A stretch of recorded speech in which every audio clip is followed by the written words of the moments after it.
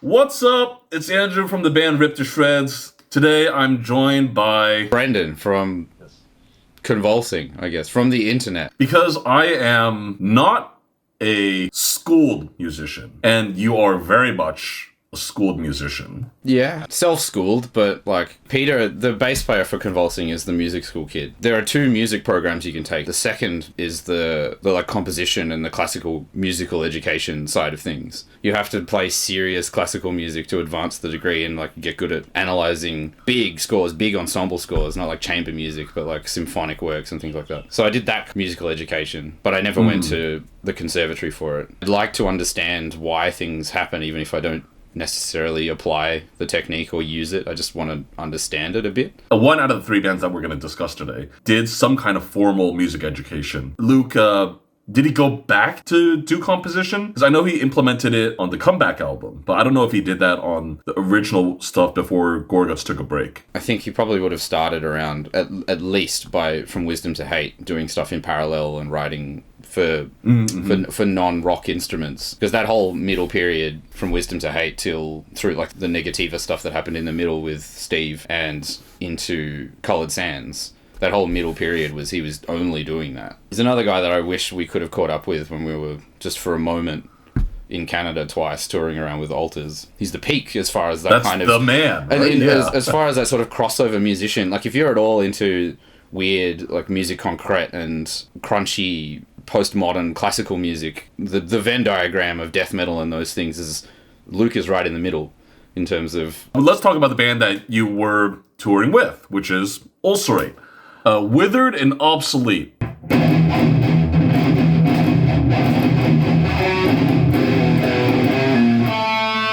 The one that's like... Yeah, that's the song that does it. One of my favorite little Ulcerate things is that like this kind of thing. Playing like in front of and behind the octave in a drop tuning. That whole thing. I love that shit. And they do that a lot in that song. I mean, when I look at it...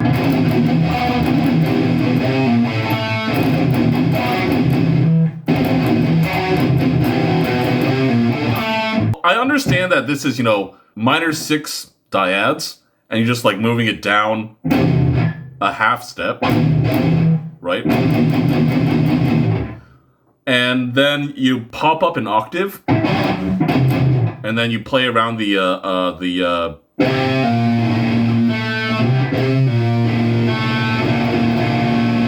and that's like that forms like a minor ninth. This is, I guess, what the kids call disso-death. My first instinct is, to say chromatic, but I think that would be using it in a very casual sense and not the theoretically correct sense of chromatic. They're mainly playing around the dissonance between octave and the minor 9. Yeah, I guess the way that I think about this sort of music is that there's a central melodic thing that's happening, and then either side of it, it's being pushed and pulled by other stuff. What is dissonance academically? And I guess by that metric, rather, when you say things are disso-death, it probably fits. When I'm listening to stuff like Ulcerate, or like Baring Teeth, or it's like any sort of crunchy chord stuff, there's something inside of it, like in that riff, the like, kind of thing. Inside it, there is a melody going... Just a single line in there. To you, those other things are like just making it crunchier rather than serving any kind of harmonic purpose. They are serving a harmonic purpose, but I guess it's pulling the ear on and off of the melody, and it creates that sort of like... There's a note in between. The overtones are created by that interval, that crunchy, like... The same way that I love to do these sorts of... chords in a drop tuning. I do it constantly, all the shit.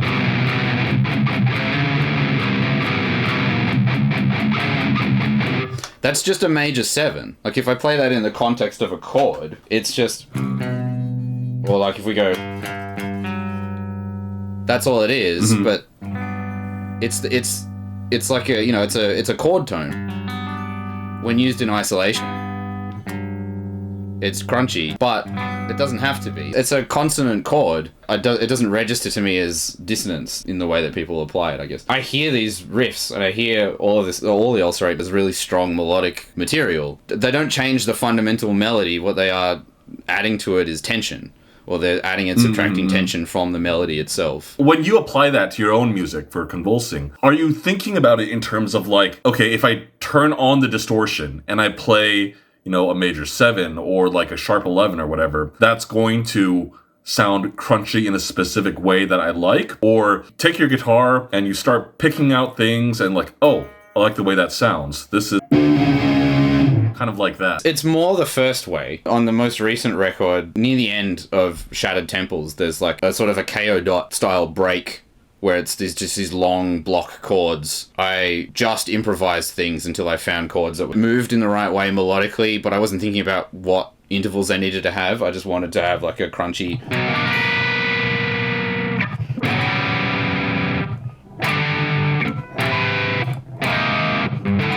And I was just finding stuff like that, just putting my hand in places, found like something that had all the notes that I wanted. I don't do that very often. But most of the time what's creating crunchiness is moving voices around a central point. This is why we're talking about ulcerate too, because I did steal this sort of idea from the way they applied it in Everything Is Fire. Altered from the very first record has a riff at the end of the song that goes like...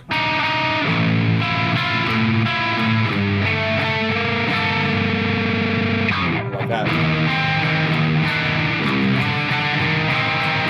The melody is...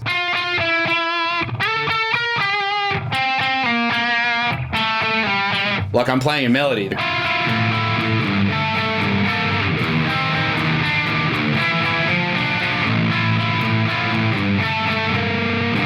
But all the other shit around it is you trying to add like a guts to the melody, sort of comp the melody in varying ways. The top voice doesn't always carry the melody. In the middle here, the middle voice takes it instead of... and then you get the tension. You get a major 7 tension there. I stole that directly from songs like Withered and Obsolete. For a lot of my viewers, when you say the word block chord, I don't think they would necessarily know. I'm assuming that you mean block chord in the sense of like block jazz voicings, right? Yeah.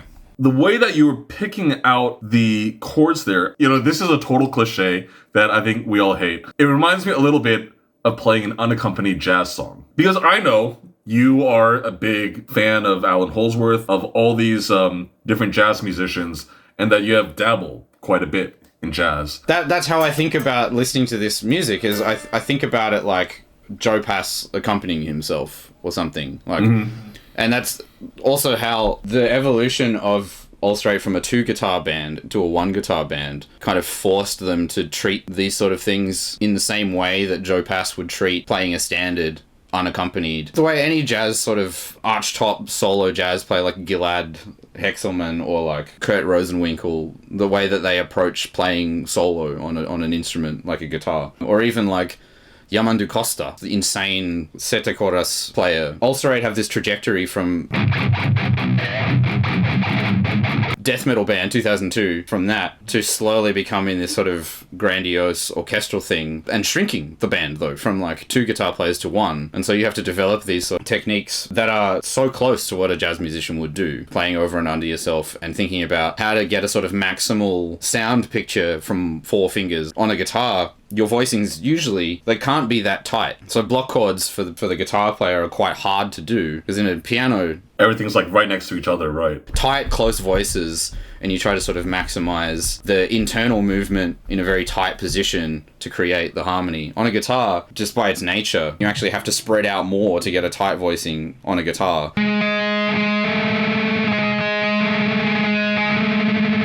So when you apply that thinking of like block chords to the guitar, you end up with wide hand positioning and a lot of room to do stuff like...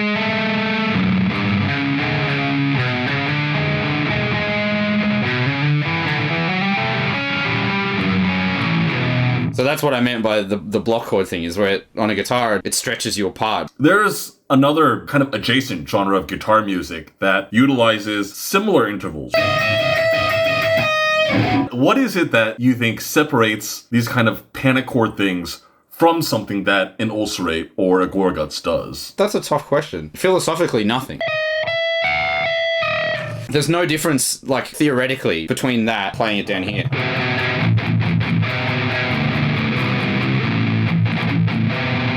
And there's also...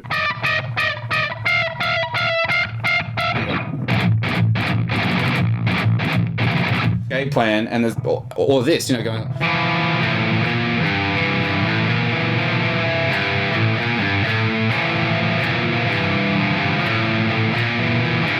which might as well be a catatonia riff. The context of where it's being used is completely different. The window dressing around the technique. I'm thinking of something like a maybe future breed machine, where it's got that da-da, da-da, da-da, da-da in the very high parts, and then it's suddenly like low, dun, dun, dun, dun, traditionally death metal, I guess. A sonic difference in the overtones that are produced up high. So you can get away with a lot more crunchy things in the low register because they sort of blend into a mush. I could be playing this chord, or I could be playing... It sounds exactly the same because it's how low we're talking. And likewise with the wider stuff, you know.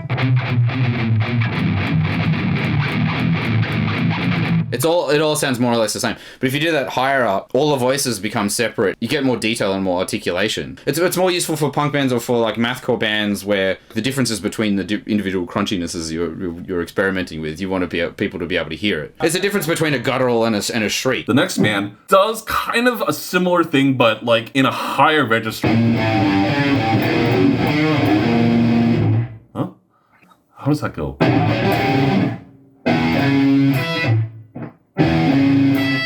Do you know how that one goes? I have fond memories of listening to this on an iPod on the bus and watching the guitar.com. And Luke was trying to explain his attitude about how those riffs were written. He was talking about it in the sense of the individual voices themselves weren't that conscious. A lot of what he's doing technically is just, I want the high stuff to be more visible than the low stuff in sort of general terms, which is why you were saying he's like mostly doing upstrokes so that the high stuff is more dominant. But in terms of what he's playing, he's just like thinking about melodic contour, going up and down in pitch, but not with too much of a defined goal. So like...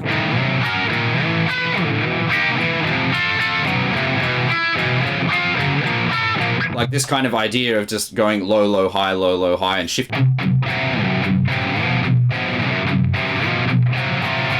Like, I'm not even really playing the riff, but you can instantly tell that I'm trying to play obscura. The thing that he's composed is the melodic contour. It's the shape of it that defines obscura, and that's what defines a lot of that Gorguts material, which is a fascinating thing to have applied to death metal. Which is why I was saying it's like he's in the Venn diagram of postmodern classical music, is because there's a lot of stuff post-war that's composed that way. How would the way it sounds changed if you played it as an octave instead?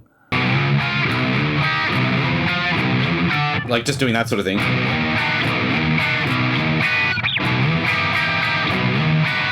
I'm just fighting around. And I would argue that's not really recognizable as attempting to play obscura anymore, now that you've changed the texture. I don't know. I would still suggest that it is, on the basis, like, if I heard someone going...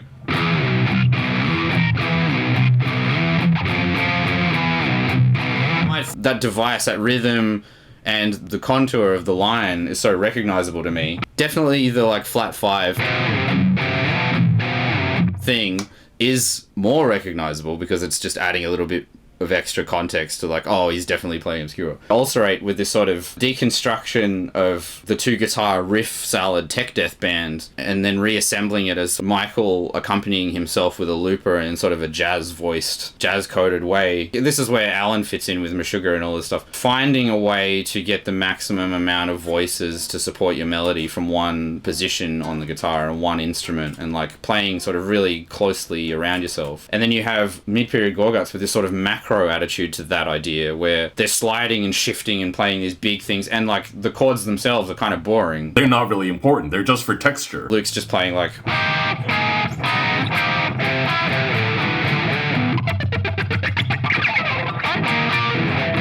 It was fascinating to think about in terms of arrangement and I guess compositional terms. These are the sorts of things that a listener shouldn't think about when they're listening to death metal. when we write songs, right? We don't want fans to be thinking and analyzing in the moment when they're listening. We want them to lose themselves in the music and just experience it rather than trying to dissect it. And I think ulcerate have really nailed it. Like in the more recent, like latter period stuff, it's really difficult, challenging technical music. But if you just sort of listen to it with a casual ear, it's like oh, this shit's crunchy, it's sick. Yeah, exactly. Like all of that stuff is hidden from you a bit. Gorguts do this as well. Like Obscura hides how clever it is a bit. For Gorguts, something like that one is a little more in your face about, look at this thing we did that no one else does. Even the like Obscura riff, it's got a repeated melody hook. It's just a really weird one. Even the intervals they're playing with, mostly kind of consonant things. Not much stuff that dictates whether there's a tone center, like a major or minor, non-diatonic and sort of unmoored, but I don't feel it as dissonant. I feel it as like tense. What's that other one called? Blotted Science, the other thing? Yeah, the one with Alex Webster. That shit's all tone rows. Would that be something you call dissonant? It's certainly atonal. What would I think of as actually dissonant music? And it's fundamental to the whole thing. There aren't that many. Maybe Yowie might be one. Some Piron. No, I don't even know how to wrap my fucking head around Piron. Honestly. The newest record is one of the best things that's ever been made by a human being. Penderecki and like Yanis Xenakis and some like Ligeti operas and things like this. These are dissonant pieces. Like Threnody is... I bring it up all the time as that's what a dissonant piece of music is to me. No sense of consonance, no sense of a melody, no sense of like of a motif. Threnody is just the power of tension between voices. There's stacks of strings doing that on a loop in a big block. I've got the score somewhere. That's dissonance as a fundamental tool in music. There aren't that many metal bands that do that. I have a demo of a secret black metal project. I tried to be as dissonant as I could, but I think it still ended up just sounding like a Gorguts ripoff. You still have that kind of melodic organization to it that is difficult to get away from. There's a Western music thing that happens to all of us as rock musicians. The brain still naturally wants to organize around little capsules of melody or little around riffs. And as soon as you have a motif, you try to want to make it as strong as possible. And like, as soon as you start doing that, you end up with these sort of melodic ideas and they become more and more coherent. And the trend is always towards consonance and coherence. That's why classical music went to noise in the 50s, right? If you sit down and you try to make the most deliberately off-script choice, it's really hard to keep it up because you'll find these little melodic fragments and you go, oh, that was cool. Actually, like, maybe I should go... Let's develop that. Let's play with it. These sorts of...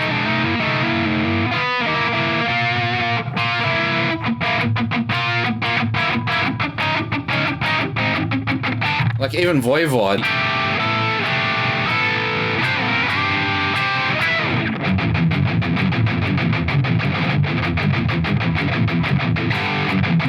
They never really sustain that sort of stuff for very long because it always goes back to, like, the hook tempts you at all times. We have time to talk about ad nauseum. They are so clearly doing very deliberate melodic ideas. They're just very tense. I think it's at the end of Subspecie Eternatalis.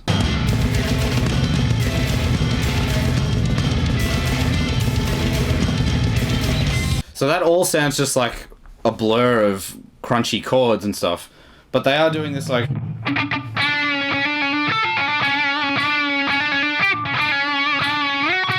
There's a melody there being played, and then they swap sides with the guitars, and the bottom voice is doing the same thing, catching the melody.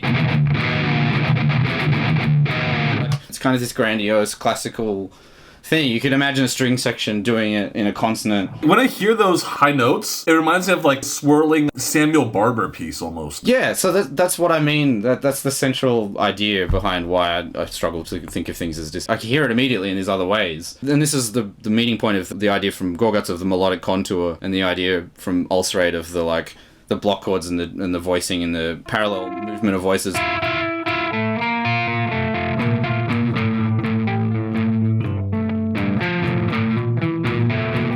Like fucking around now.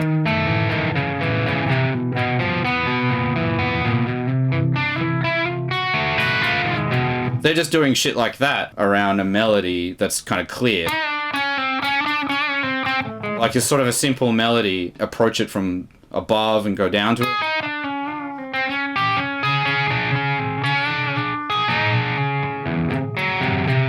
Something I wanted to ask about your idea of running up and down the melody. When I was attempting to study jazz, you have the you have your standard arpeggio, but there was the idea that you would play like enclosures around the arpeggio. Do you think it's a similar kind of idea, from bebop, enclosures and passing tones to get to the melody? I feel like you can get that same sort of idea by studying classical music or even from death metal. You sort of accidentally pick up these sorts of things about chromaticism from death metal even before you've even heard that, they do this in bebop as well. Or you can hear it in like Morbid Angel riffs if you're a big Morbid Angel fan. Like Red in the Sky is a fucking crazy record for harmonic complexity. Those dudes didn't study jazz. Like, no way. Like, the results are the same. So they got it from somewhere. And it's from like, I want it to feel a certain way and I'll dig in the minds of my instrument until I find it. To summarize, I don't think many bands really are dissonant. At a fundamental level. We all use it. Like, even Metallica fucking is a dissonant band when you think about it. Like, every band in history has used dissonance. Maybe proto-disso-death is B.B. King. He's one of the innovators of proto-disso-death. I mean, I think there are very few bands, death metal bands, that are truly confrontational and want their listener to be like, stop listening to this right now. For the musicians who really want to do that, they just go straight to noise. Here's a fucking contact mic, I'm gonna mash it, and it's gonna be unlistenable. There's gonna be no one at the fucking noise show. But, these disso bands, they're just playing crunchy melodies. Convulsing going on fucking tour with Sumac in February. How many days? 5, I think. Brian and Aaron were two of the earliest people to support Convulsing as a project. Like, way, way back. There's a couple of things that will eventually come out. One of which I play no guitar on it. Oh, no, that's not true. I played a bunch of, shred solos on it. But I think I sent you some of this at some point in which I'm singing... Oh, that's still not out? Convulsing played way more shows this year than I ever thought we would do. Early 2026, you guys can expect the least disso-death thing that Mr. Convulsing has ever done. To everybody out there, remember to eat ass, blast fast, and peace.